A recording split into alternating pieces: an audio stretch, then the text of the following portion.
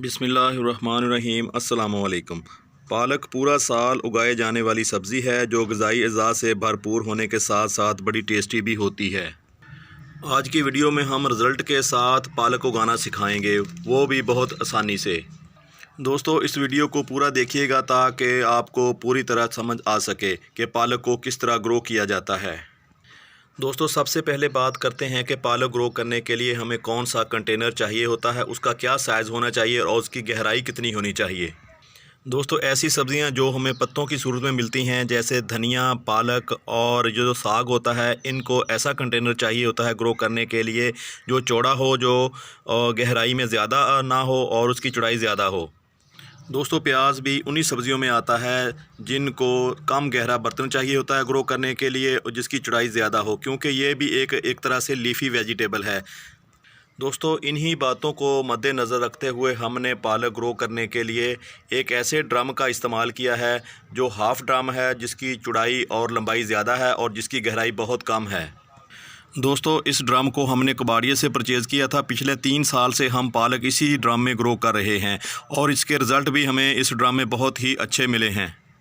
दोस्तों, ड्रम को हमने मिट्टी से भर लिया है। मिट्टी जो हमने यहाँ पे इस्तेमाल की है दोस्तों, 70% जो होती है हमारी आम गार्डन सॉइल और इसमें 30% हमने गोबर की खाद को मिक्स किया है।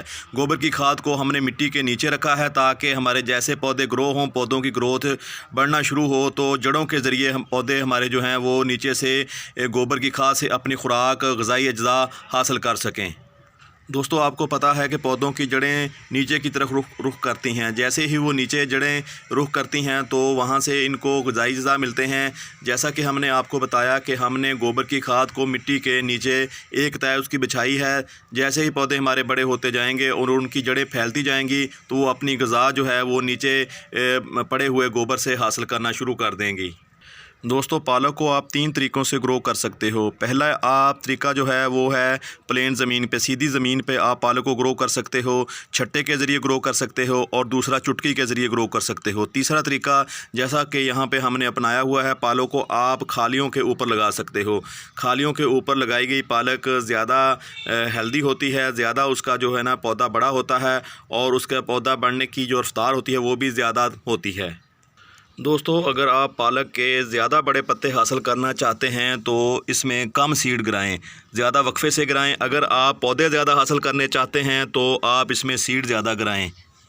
सीड लगाने से पहले आप खेलियों में पानी दे दें ताकि बाद में आपके जो सीड पानी दें तो तर कर ऊपर नहीं आए।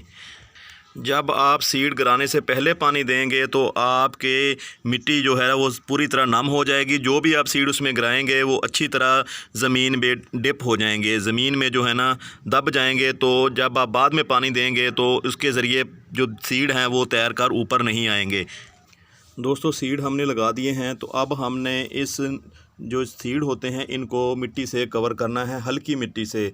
आपने हल्की मिट्टी से कवर करना है ताकि हमारे सीड जो है ना मिट्टी में दब नहीं जाएं और इतनी कम मिट्टी भी इसके ऊपर नहीं डालनी है जो हमारे सीड हैं वो उनको नमी ना मिल सके तो हमारे सीड ग्रो ही ना हो पाएँ। दोस्तों, पहले मैं इसकी जो पालक थे जैसे भी जब भी मैंने पालक दोस्तों ग्रो की, मैंने इस साइड पे इस तरह खेलियाँ बनाई थी, लाइनें बनाई थी।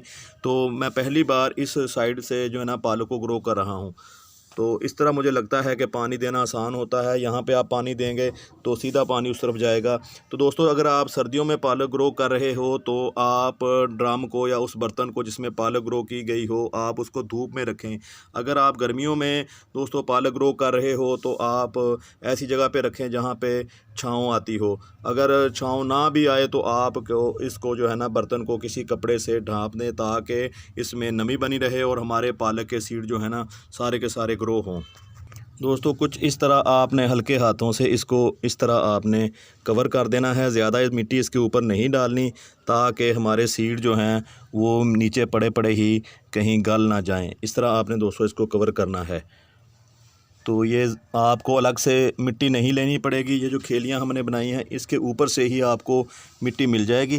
तो आप इस मिट्टी से पालक के सीड को हल्के हाथों से आप इसको कवर कर सकते हैं। अगर आपको मिट्टी यहाँ पे देखें ये गीली होगी सारी तो मिट्टी आप बाहर से भी ले सकते हैं।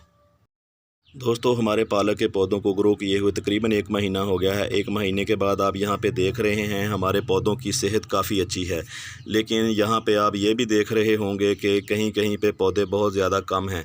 यहाँ पे आप देखें तो पौधे कम हैं। दोस्तों बात ये हुई कि जिस दिन हमने पालक के पौधों को ग्रो किया था, इनके सीड लगाए थे, उसी दिन दोस्तों बारिश आ गई। बारिश की वजह से दोस्तों हम इनको ढाँप नहीं सके इस गमले को, तो बारिश डायरेक्ट इसके ऊपर पड़ती रही, जिसकी वजह से दोस्तों इसके सीड नीचे गहराई में चले गए।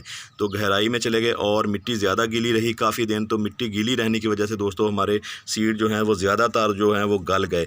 तो हमने इनको तल्फ नहीं किया। हमने कहा कि पालक के पौधों को अगर थोड़ी सी स्पेस मिल जाए तो पौधा काफ़ी बुशी हो जाता है, तो आपके पास कम पौधे भी आपको ज़्यादा से ज़्यादा हार्वेस्टिंग दे सकते हैं। तो यहाँ पे आप देख रहे हैं जो पौधे जो एक दूसरे के करीब नहीं हैं तो उनकी जो है सेहत अच्छी है।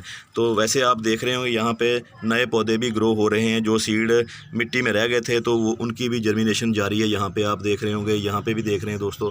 तो ओवरऑल जो हमारे पौधों की सेहत अच्छी है। दोस्तों वीडियो आपने देखी, वीडियो आपको कैसी लगी तो कमेंट करके ज़रूर बताइएगा। तो लाइक वाला बटन प्लीज़ दबा दिया करें, आपका कुछ नहीं जाता, सिर्फ आपने प्रेस करना होता है। इससे हमें दोस्तों आगे बढ़ने में मदद मिलती है। तो दोस्तों मिलते हैं किसी अगली वीडियो में, तब तक आपसे इजाज़त चाहते हैं। अल्लाह हाफिज़।